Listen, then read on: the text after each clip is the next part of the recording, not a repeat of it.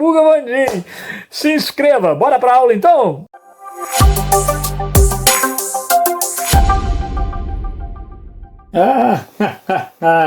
Olha a gente aí agora, hein? Na 28ª parte da nossa expansão do capitalismo. E a gente, na aula anterior, viu a crise de 29. Pô, a gente ficou aflito, né? O pessoal pulando do Empire State, pessoal na fila para ganhar o sopão. Caraca, gente que estava velejando, voltou e aí já viu que a vida era diferente, perdeu o veleiro, perdeu a casa, o emprego, as ações viraram pó. E é claro, bate aquele desespero, não é? Puxa vida, segura na mão de Deus e vai. O mundo acabou. Não sei o que merda que fizeram aí não, mas a economia colapsou.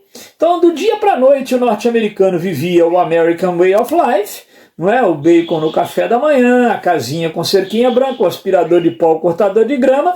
No outro dia, ele estava sem emprego e cheio de dívida. É crédito fácil, né? O cara foi se endividando.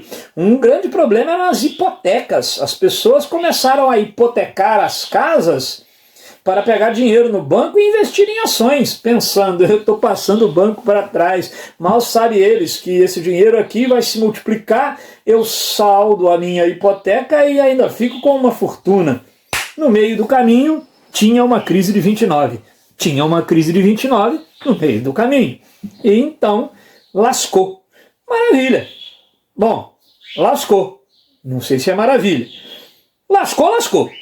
E aí o que acontece? Acontece que Roosevelt, presidente dos Estados Unidos, tinha que ter uma solução e a equipe econômica dele disse, olha, existem alguns teóricos que já até previam crises do tipo e apontavam a solução. Um deles é um inglês chamado John Maynard Keynes. Então, inspirado nas ideias de John Maynard Keynes, o Roosevelt lança um plano econômico chamado Novo Acordo, o New Deal. E esse novo acordo partia de princípios muito simples. Primeiro, é preciso reaquecer a economia. Houve uma quebradeira geral, as pessoas estão desempregadas.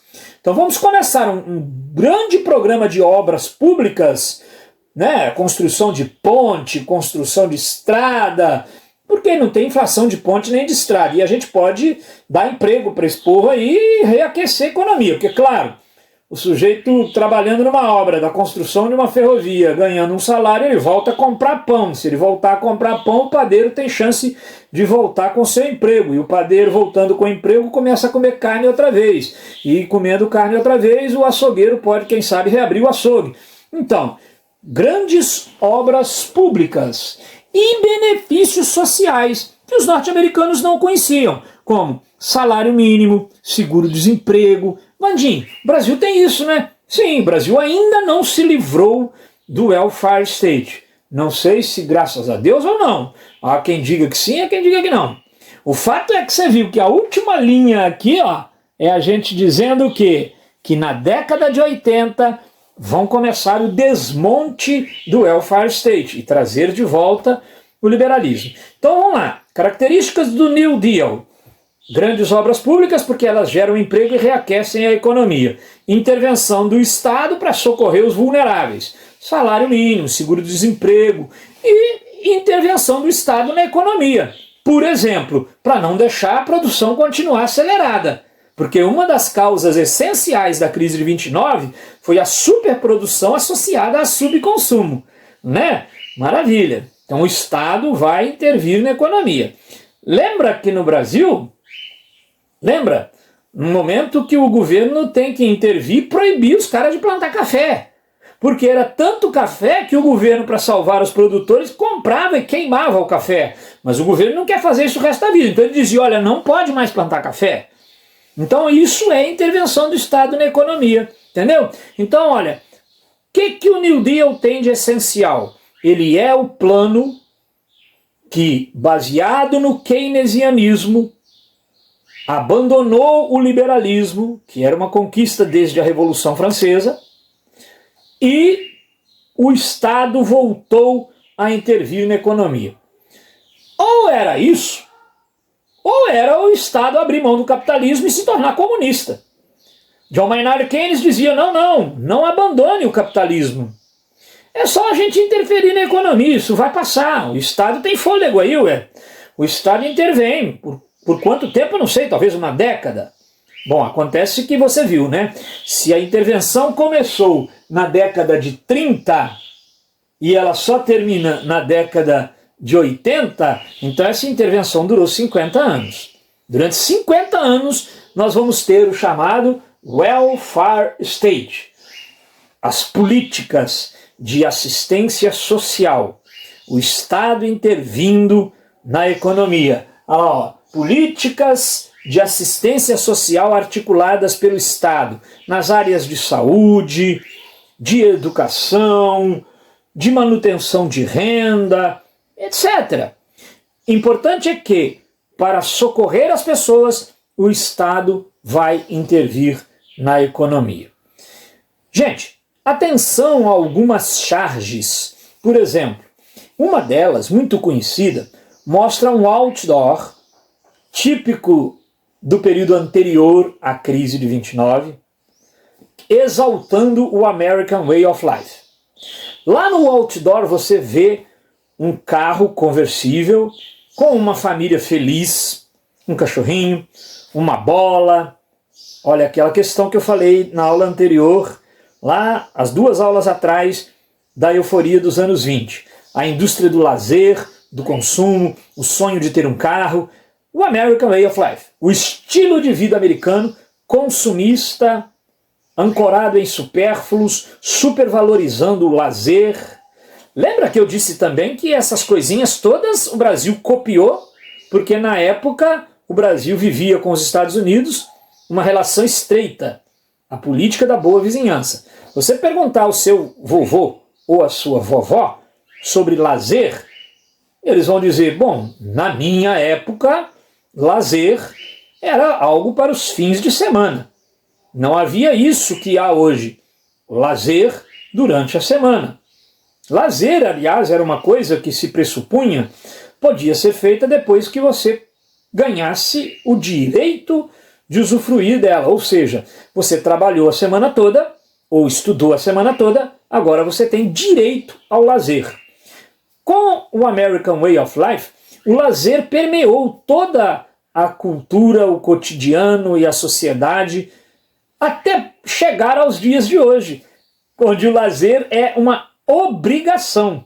As pessoas não perguntam se você viajou, elas já te bombardeiam com a pergunta: para onde você viajou nesse feriado?